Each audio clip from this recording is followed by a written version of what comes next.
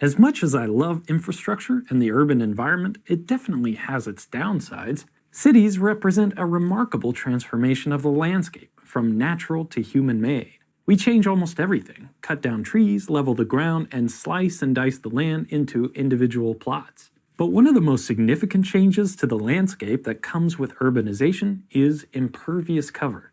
I'm talking about anything that prevents rain from soaking into the subsurface.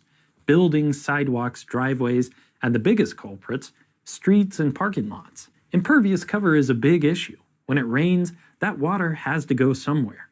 If it can't soak into the ground, it washes off into creeks and rivers. That means increasing the magnitude of floods and the amount of pollution in waterways. It also means less water goes to recharge groundwater resources.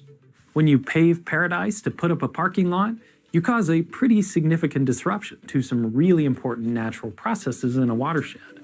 But not all cover has to be impervious. Hey, I'm Grady, and this is Practical Engineering. On today's episode, we're talking about permeable pavement.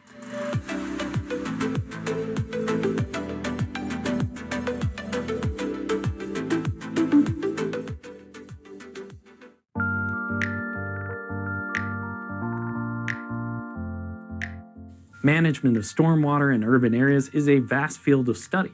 Pretty much since humanity started building stuff, we also started building ways to keep that stuff dry. Traditional engineering had a single goal in mind: get stormwater off of streets and property and into a creek, ditch, or river as quickly as possible. It's not hard to see the problem with this strategy. Every new road and building means a higher volume of runoff in the waterways during a storm event. As cities grew, flooding problems became more severe and more frequent. Streams were eroded and receiving waterways were polluted. So over time, municipalities adopted rules to try and curb these problems, focusing primarily on flooding. Now, in nearly every large city, at least in the US, land developers are required in some way or another to make sure their projects won't worsen downstream flooding. The traditional solution to this is control of flood peaks through on-site detention, essentially having a small pond to store runoff during a storm, allowing gradual release to mitigate flooding. Detention and retention ponds have a lot of complexity and deserve their own separate video.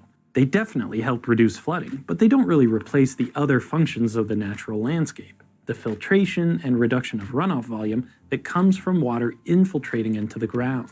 Also, these basins are usually pretty ugly and kind of gross since they concentrate polluted runoff in one mucky area. And beauty is already in short supply in many urban areas. For all these reasons, cities are encouraging and sometimes requiring developers to take even greater responsibility for impacts on the natural landscape through a process called low-impact design, or just LID. LID practices are ways to integrate stormwater management as a part of land development and mimic natural hydrologic processes. There's a considerable variety of LID strategies that help manage urban stormwater, reduce erosion, minimize pollution, and help with flooding. These are things like rain gardens, green roofs, and vegetated filter strips. If you live in a big city, there's a good chance your municipality has a manual describing the strategies that work best for your area. One of my favorites of these addresses the problem at its root.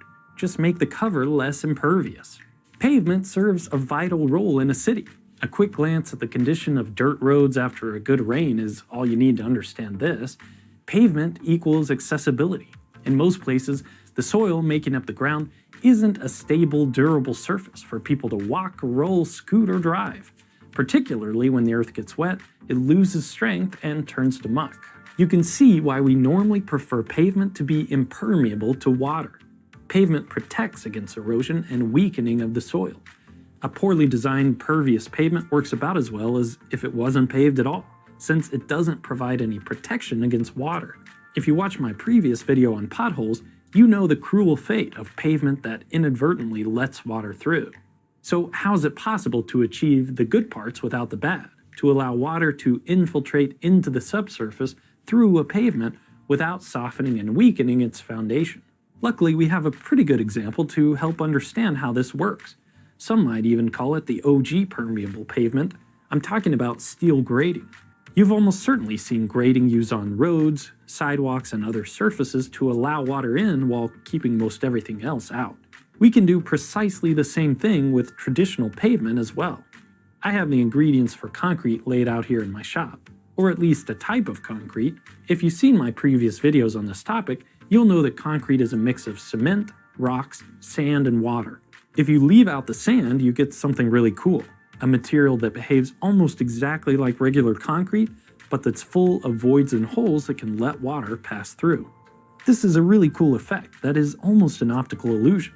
Our brains are so used to seeing water run off a paved surface, they almost can't make sense when it flows straight through. This has led to quite a few viral clips of water disappearing into parking lots or roadways. And this isn't just possible with concrete. Asphalt can be made similarly porous, along with different kinds of pavers. The permeability of the pavement isn't the end of the story though. Going back to our permeable pavement proxy, steel grates don't just sit directly on the ground. Look through and you'll see the water passing through has to have somewhere to go. Soil usually can't absorb 100% of the water when it rains. If it could, we'd never have any runoff and hardly ever any floods. That means even if we can get rain to percolate through pavement, it needs somewhere to go after that. The pavement itself gets all the glory, but the real workhorse of a permeable pavement system is the reservoir below. This is generally made from a layer of stones of uniform size to create voids that temporarily store water coming through the surface pavement. The design of the stone reservoir is just as crucial as the pavement above because it depends on how much water must be stored and how quickly that water can infiltrate into the ground. Both of these require careful engineering. For certain types of impermeable soils like clay, it may not be feasible to try to get all that water to infiltrate. So some permeable pavements work like detention ponds, where the water is stored temporarily and released gradually over time through drains. Whether it soaks into the ground or is discharged into a waterway little by little, the permeable pavement has made a considerable improvement over the alternative of having the rainwater just wash right off the surface.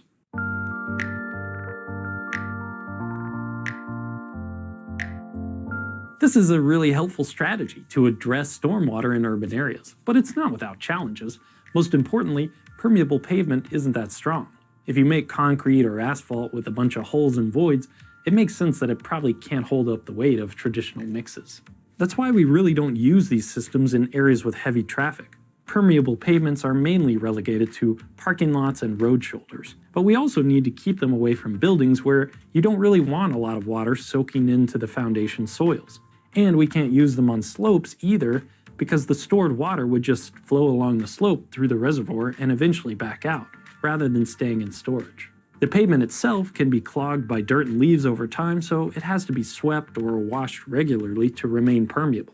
Finally, although they help snow and ice melt faster naturally, using porous pavements in colder climates requires special consideration to avoid damage from freezing water and de-icing salts.